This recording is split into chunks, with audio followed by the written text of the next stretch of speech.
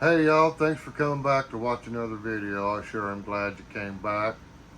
I especially want to thank all the subscribers who keep coming back and watching more videos and leaving comments. If you would, please hit that like button.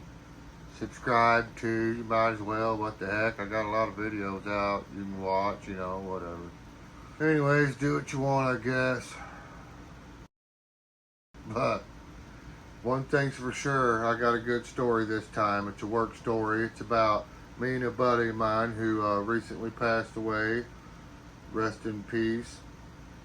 So I won't be saying his name, I'll be calling him Gunner. That was his nickname, so that's what I'm going to use.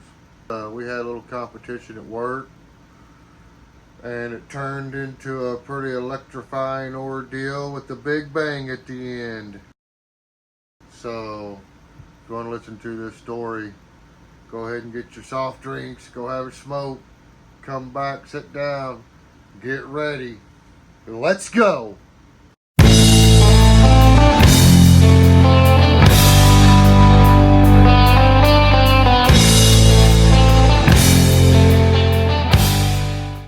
Alright you guys, we're back. I hope you liked the intro. Don't forget to hit the like. Let's get this story started. Alright, so I got a buddy, and every time we was on the same job, this guy was wanting to have a competition. He was always wanting to race. So I'm a plasterer, he's a plasterer. We both full finish, which means we put the color coat on at the end of a stucco job. Now, most stucco jobs were EFIS, which is done with styrofoam, and then a brown coat, which is kind of like a masonry product. It's almost like Portland. And then we put a finish on. Now, the finish is a paint with an aggregate. Now, the aggregate can be as fine as sand, all the way up to tiny little granules like ground up pepper, okay? And that aggregate, depending on the size, will determine the texture of the finish, okay? So a finisher always has with him a texture guy, a floater is what we call them. So he would use a plastic float, or which is basically a plastic trowel, and he would move it in certain directions in a uniform manner to make a texture like what you see on Taco Bell, McDonald's, almost all the fast food restaurants that have stucco on them. That's how that texture was made.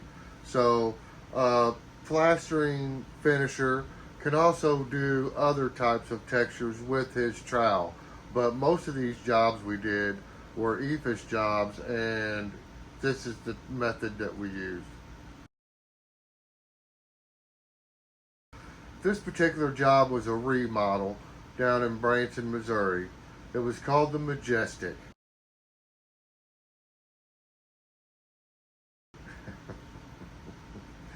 Now, we had done a complete remodel on this job.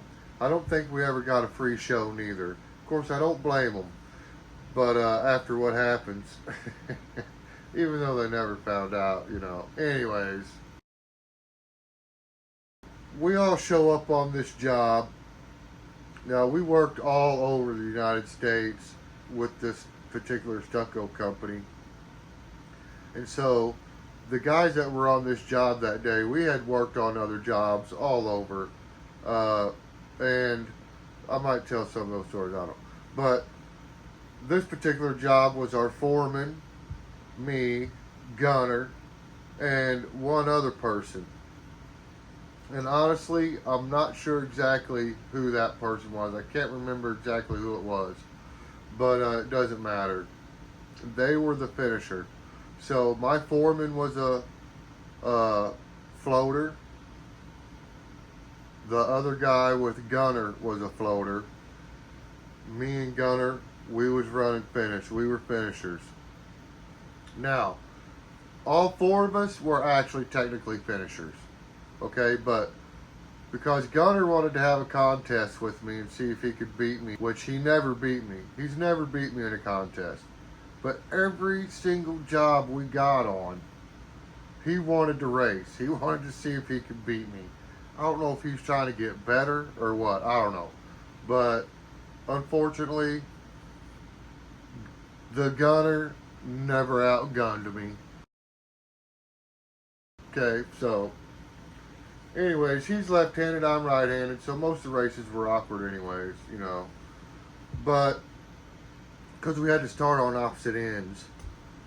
But on this particular job, it was I'm gonna guess about a 28 to 30 foot long wall that was about 18 to 20 foot tall.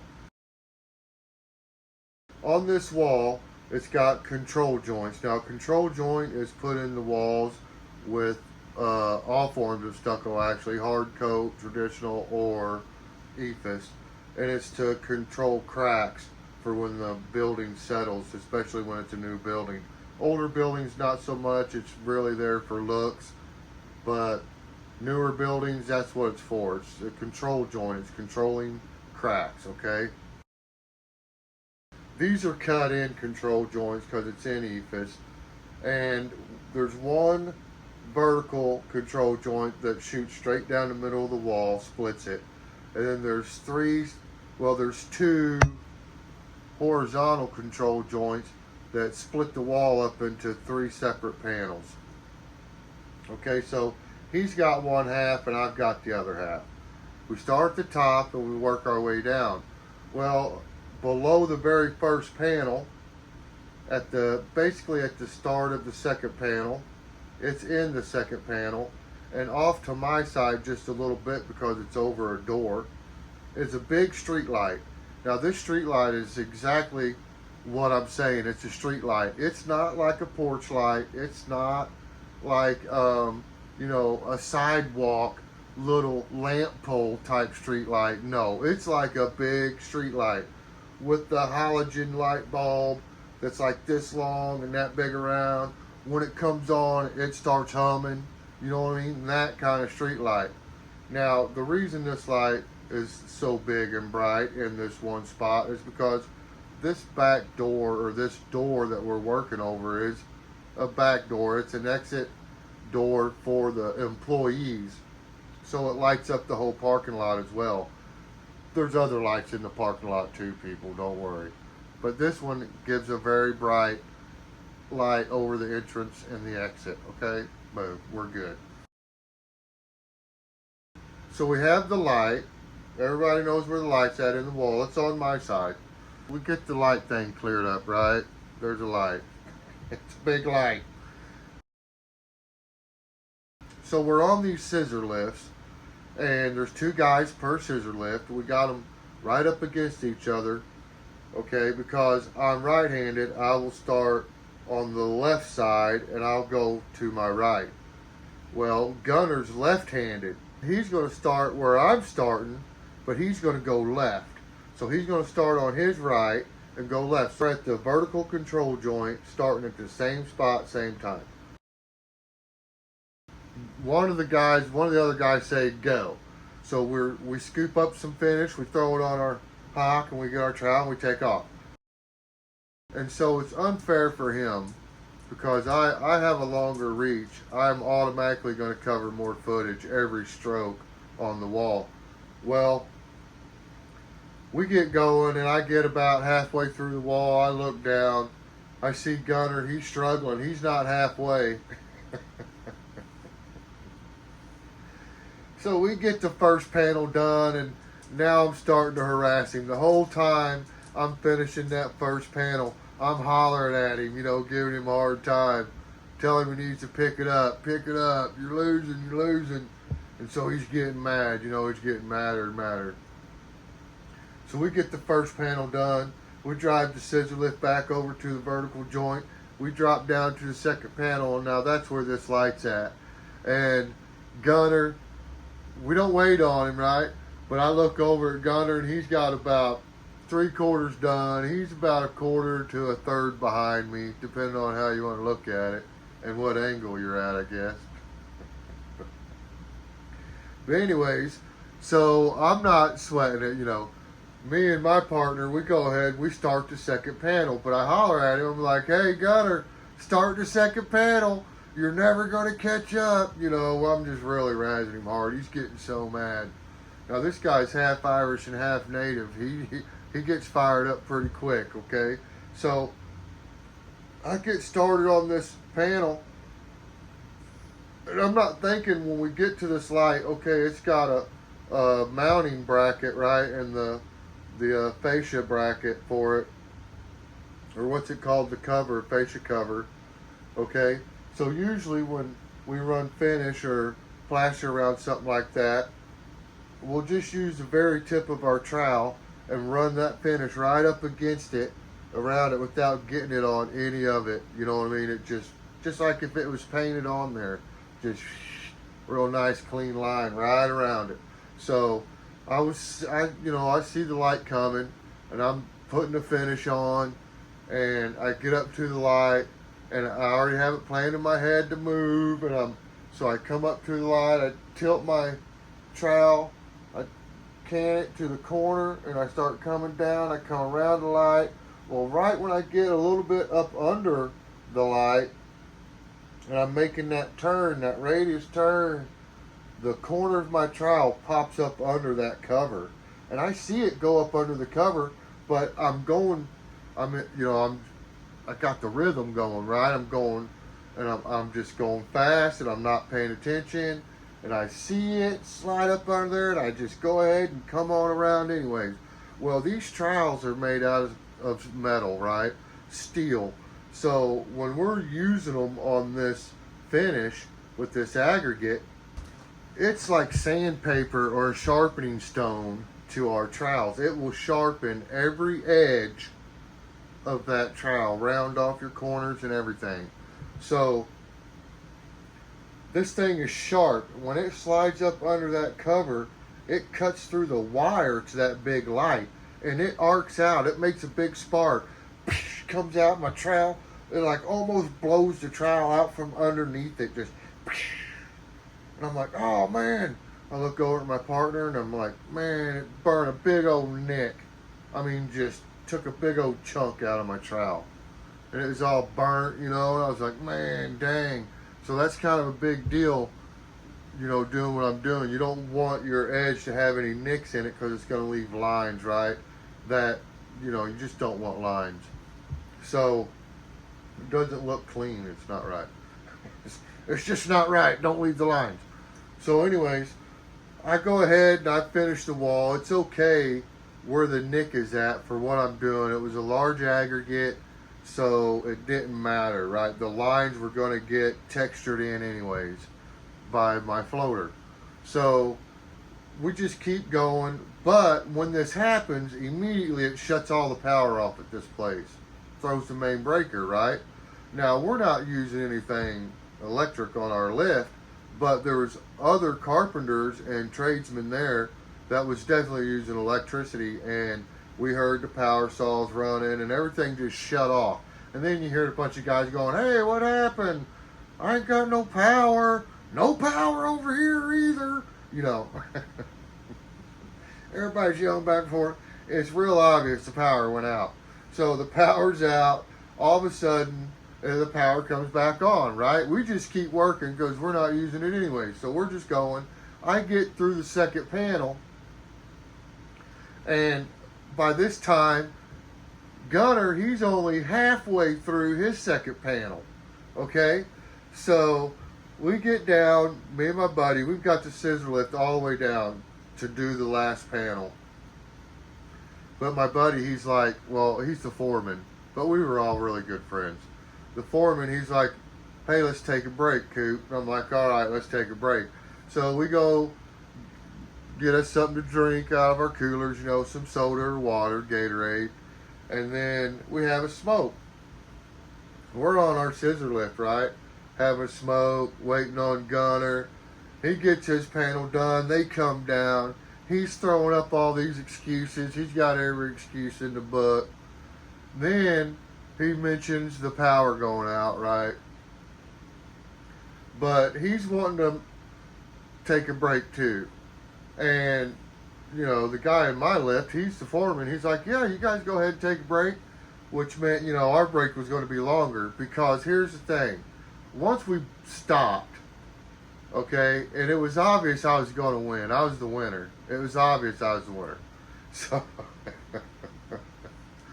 I believe everybody was, certain that I had won that. But because we had stopped, even though I was way ahead, Gunner wanted to start that last panel same time and like have a super race at the end or whatever. I don't know. He was trying to redeem himself because he knew that he had lost, and if we'd have finished the last panel, he definitely would have lost. He'd have probably been close to a whole panel behind. I'd have had to help him finish his panel, right? So, anyways, we waited. We took a break. They show up. They catch up. Take a break. Me and Gunner, we're talking back and forth, arguing about this. Now, from the time I hit the wire with my trowel, shorted it out, to the time that we start taking our break to they start taking their break, we're looking at about 20 minutes maybe 20 minutes, because me and Gunner we're talking about maybe 5 minutes of him talking back and forth, me razzing him and him making up excuses, and which he was notorious for it, but he was a really good guy though, really good plaster, and we were having this, so we're looking at about 20-minute span. In that 20 minutes, 5 minutes of me and Gunner talking smack, and then out of nowhere, boom! Big explosion. Huge explosion. So we're like, what in the world? We're ducking. We don't know what's going on. And we look towards where the noise came from, and there's like part of a telephone pole or power pole sticking out of the ground. It's all splintered up and smoking, right? I'm pretty sure it was on fire, which it did catch on fire. So I'm pretty sure when we seen it, it was catching on fire. It was smoking. There's a water park right next to the place where we're working. You can hear all them people over there screaming and hollering. I mean, it was mass panic over there. They were freaking out over there, right? Because this was really loud, and it shook everything. And what had happened was the transformer had blown up. Now I don't know if a squirrel got on it and made it blow up, because that happens. I've seen that happen. And maybe a limb, but there wasn't no trees around this thing, okay? There was no trees around this. It was a cleared out power line. This thing blows up, blows the pole in half. None of us got hit with shrapnel. There was some stuff in the parking lot, but way at the far end of the parking lot, closer to where the pole was at. Nothing made it to the water park, because the water park was actually uphill a little bit from this place, right? So nothing made it up there. But it blew up and spread stuff all over a little patch of woods right there that the power line run through, and it caught on fire. And it all caught on fire really fast. I mean, it was summertime.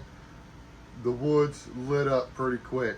So we're all freaking out over the explosion, right? We're like, we still can't believe what we seen and heard, which I didn't really see the actual thing blow up.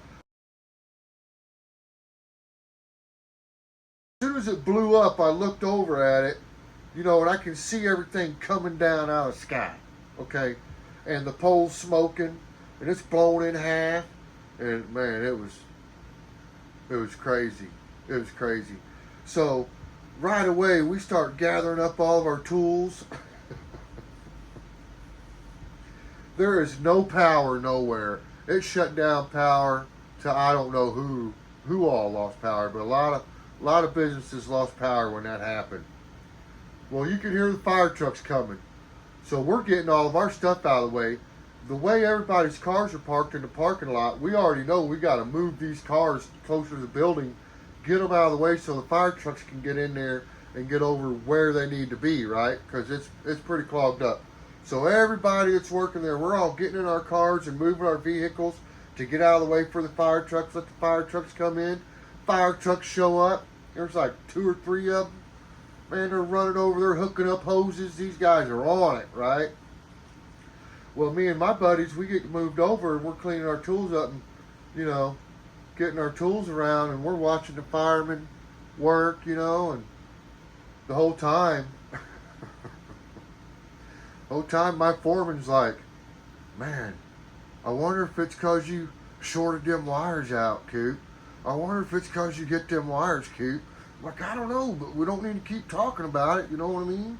Somebody's going to hear it. Quit talking about it. I don't know what happened.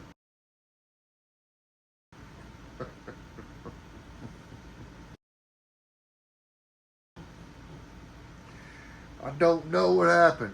And Gunner, he's like, you think that's what happened from you touching the wires? You think that happened when you touched the wires, Coop? So they're all starting to, really make me nervous. Because I just know somebody's going to hear one of these guys accusing me of cutting the wires, which I did cut the wires. But they're going to talk about cutting the wires. One of the carpenters or drywall guy or somebody, you never know, might snitch on you. And I ain't trying to get caught up in this. So I'm like, everybody quit talking about it. Let's call the boss. So the foreman, he gets on the phone. He tells the boss what happens, but he doesn't tell him about the trial part. He just tells him that the transformer blew a pole up. Now the parking lot's on fire. What does he want us to do? So my boss says, you know what? You guys go ahead and take the rest of the day off. Don't worry about it. It'll be a paid day off. You guys just go find something to do in Branson. Have a good time.